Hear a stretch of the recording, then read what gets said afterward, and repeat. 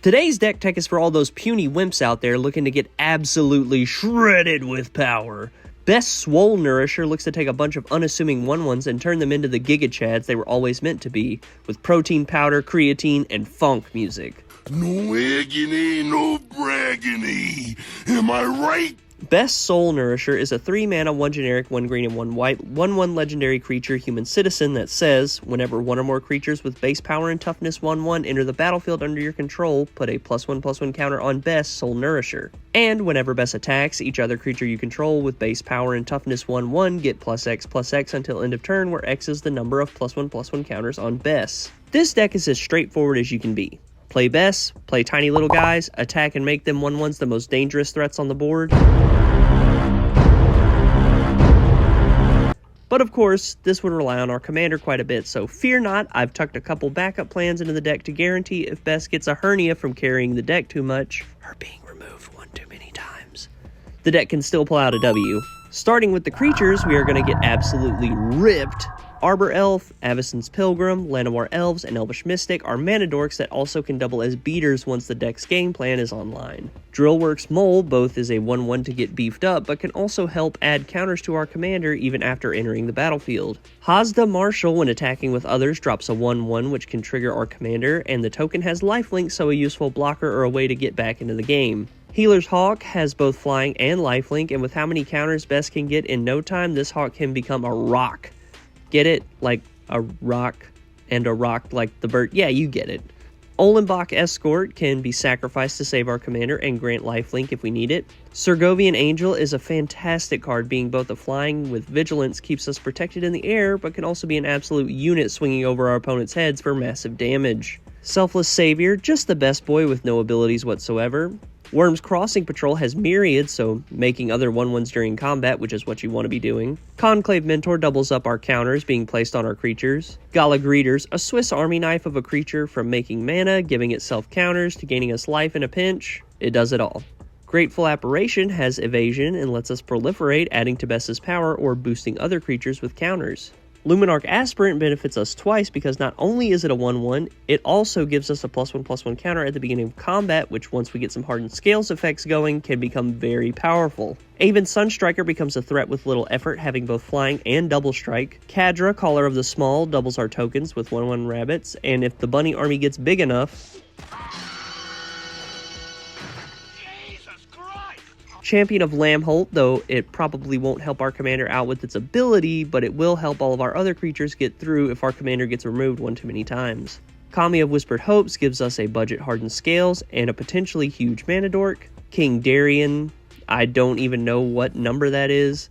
A boost potential mana sink for creatures and can provide some protection for all the tokens we are making. Queen Alanal of Rudak may not benefit our commander with her power and toughness, but with all the tokens we make and her granting an additional token each time we make them, she can become a giant threat in no time. Rosie, Cotton of South Lane, makes counters each time we make a token. Rumor Gatherer for card draw. Scurry Oak for some infinite token shenanigans. Torrens, Fist of the Angels, gives us a token each time we cast a creature.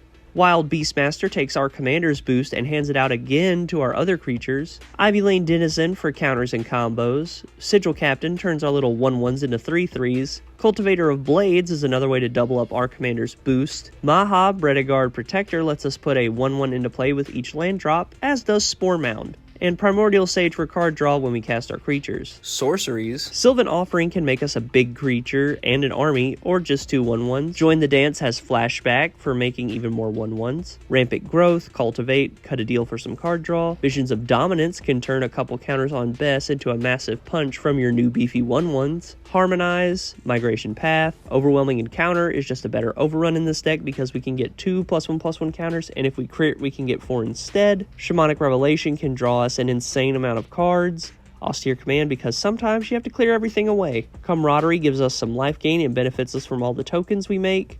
And Mouth/Feed is another masterpiece of card draw since we can boost all of our creatures to over 4 power with Bess's ability and then play this to draw a bunch of cards. Sliding into our instants, which continue to boost our sub-theme of making a metric buttload of tokens. Aura Mutation to remove pesky enchantments and give us some creatures. Return to Nature for modal removal. Rite of Harmony with any of our token makers, and some we haven't covered yet, this can draw us a crazy amount of cards. Charge of the Mites give us modal options, either removal by dealing damage to target creature or planeswalker, or making 2 1/1 Mites. Cosmic Rebirth can return a permanent to our hand, or if it's 3 mana or less, we can just put it onto the battlefield. Most of the stuff in the deck is 3 mana. Harrow, Hunter's Insight for more card draw. Inspiring Call to try and save our board, or at least our commander. Invigorating Surge to double up those gains on Bess. Rootborn Defense not only protects our board, but can also populate. Unbreakable Formation for more indestructibility, but if we cast it during our main phase, our creatures can get counters and gain vigilance. Your Temple is under attack for indestructibility or card draw. Kamal's Will gives us a finisher. If the only creature we have left is Bess, by making our lands 1/1s and swinging with them and Bess, if Bess is ripped enough, our lands become huge beaters and stomp out our opponents. And Release to Memory can hose graveyard decks and give us a couple of 1/1s for our troubles. For artifacts, we are only playing 3. Animation Module synergizes perfectly with what we want to do, and we can essentially give Bess as many counters as we have the mana to spare by paying the 1 each time we get a counter to make a servo, which is a 1/1, so we get another counter, and so on and so forth. Horn of Valhalla pulls double duty by making us a bunch of tokens if we have the mana, or turning one of our other creatures into something massive with all the other creatures we have. And Scepter of Celebration to turn any damage we have dealt into even more tokens. Our enchantments tie the rest of the deck together. Song of Freyalise turns all those tokens we were making into even more mana, and it has a great finishing ability. Battle for Bredegard makes us tokens both 1/1s for the first 2 settings on the sagas, and then getting to double up on some of the tokens we already control. Cathar's Call creates 1/1s on the instep, and in a deck where you want 1/1s entering during different times to maximize your counters, what more could you ask for? The first Iroan games make us tokens, gives counters, draws a card, and leaves us with a gold token when it's done. Verdant Embrace gives a creature +3/+3, and each upkeep you make a 1/1 sapling, so in 1 turn cycle of the table, Bess should have gotten 4 counters minimum. And lastly, Pollenbright Wings not only provides evasion for swinging with Bess, but all the combat damage it would deal makes us a bunch of sapling tokens.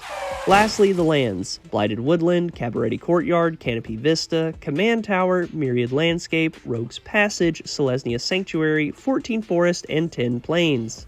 This deck, at the time of recording, clocks in at just over $23, making it a great jumping off point for people looking to get into the game and for some players who like the idea of swinging with little creatures before turning them into buff bruisers. Upgrades is where the deck gets even more spicy.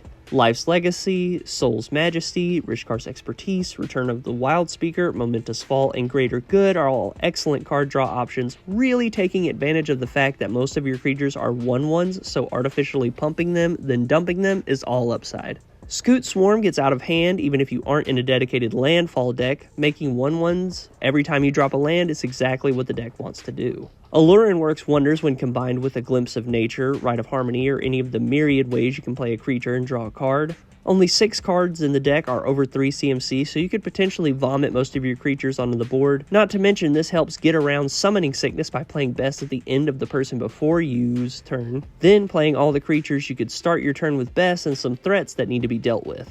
Grand Crescendo and Heroic Intervention are great ways of protecting your permanents waiting for your turn to strike. If you have the money or have them sitting around, an Esper Sentinel and Smothering Tithe would also fit great in the deck, as would a Teferi's Protection. Before we round out the deck tech, let's cover a new segment, Cards to Cut. When you get the upgrades or know of some cards you would like more, these are some of my personal suggestions of cards to cut first for better ones. Spore Mound takes too long to get a mediocre payoff, cut this for a Scoot Swarm.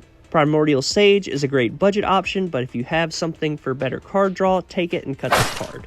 Join the Dance is a great token maker, not good for much else, so I would cut it. Cut a Deal is not a bad card, but it could be better, and that's why you should cut it for any of the other card draw spells. Camaraderie is good, but again, it could be better, especially since you will almost never get a chance to cast the spell with any kind of board state. Kamal's Will is a placeholder in this deck. While it does make us a little army to punch up with Bess, that's about all it's good for. Cut it for another card draw piece. Cathar's Call can take a hike. While we don't have any good replacements for it currently, anything that produces tokens like that, I'm sure it wouldn't be too much to look into or cut for more ways to protect your commander, such as Mother of Runes, Giver of Runes. Skrelv would be perfect, as would Skrelv's Hive. Well, that's the deck with some upgrades. Be sure to let me know what card was your favorite or the synergy you found to be the most fun. Be sure to like, comment, and subscribe, as it goes a long way to helping out the channel. Comment a commander you'd like to see a deck tech on in the future, and I'll catch you in the next one.